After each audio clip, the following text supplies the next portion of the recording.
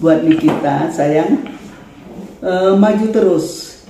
Serasa kalau kamu nggak salah, kamu akan berani menghadapi apapun risikonya. Saya tahu kok jiwamu, ya. Kalau kamu enggak, siapapun kamu lawan. Tapi kalau kamu iya, kamu akan menyerah. Ya, itu jiwanya Nikita.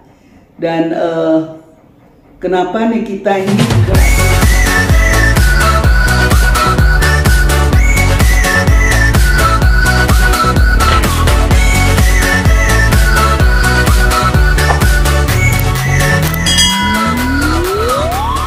kalau Nikita Mirjani, anak ini meskipun ceplas-ceplos, ya, karena Eyang kenal dengan Nikita sendiri.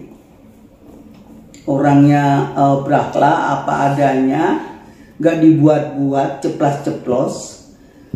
Apa yang perlu diragukan dengan Nikita? Nikita itu kalau ngomong A ya A, B ya B gitu loh.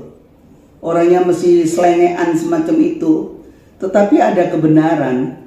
Jadi kalau dia diisukan kemana-mana pemerasan, aku rasa itu ajang kayak bisnis aja sih. Soalnya ada tawar-menawar seperti itu dan disetujui. Apakah itu bisa dikatakan pemerasan? Enggak kan? Jadi kalau menurut Eyang itu siapa yang merasa dirugikan tapi menyetujui kok sekarangnya melapor, kan gitu. Jadi ya moga-moga aja ini cepat tuntas ya. Kadang-kadang orang ada yang nyukurin, wah itu kan nggak kena apa namanya, nggak bisa yang mengendus dia. Artinya kepingin kita masuk ke penjara, nggak bisa-bisa, kebal hukum katanya. Tapi ternyata kok kebal hukum juga, buktinya kok bisa masuk ya. Ini pro dan kontra itu seorang artis biasa-biasa aja. Semakin dia dicerca, semakin dia dibully, semakin naik namanya. Tenang aja nih kita, ya. Kamu semakin naik namamu. Bukan Eyang ngebela Nikita karena kenal, tidak. Tetapi Eyang kenal lebih dekat ya. Karena kamu juga belak-belakan, mau undul-undul kamu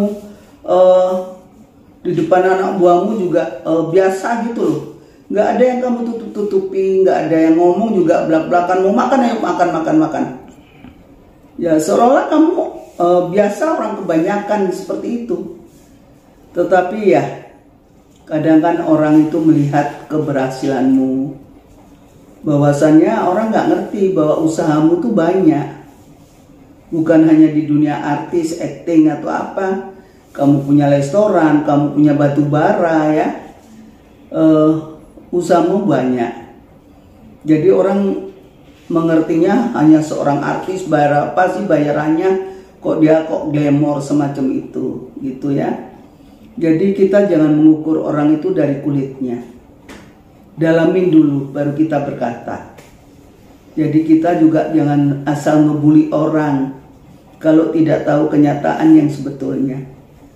Nikita saya rasa dia nggak ada masalah. Masalah ini bisnis tawar menawar dan disetujui. Kalau sudah begitu kenapa dia harus dihukum? Apanya di mana yang salah? Seperti itu ya Mas ya. Sekarang tergantung pengacaranya Mas. Dia kan sudah kadung dijebloskan ini. Terus pengacaranya dari hukum dari segi hukum yang mana? Yang kira-kira meringankan kita, kan begitu. Kalau tidak bisa membahas, karena hukum itu bisa diolah Mas.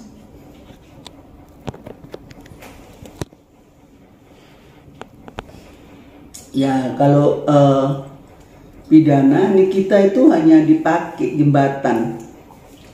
Sebetulnya sebagai jembatan aja sih, bukan dia pelaku langsung. Nah sudah nego, dia sebagai tameng. Tetapi justru ini perangkap untuk Nikita sendiri, jebakan-jebakan. Jadi di sini Nikita sendiri juga harus berhati-hati ya.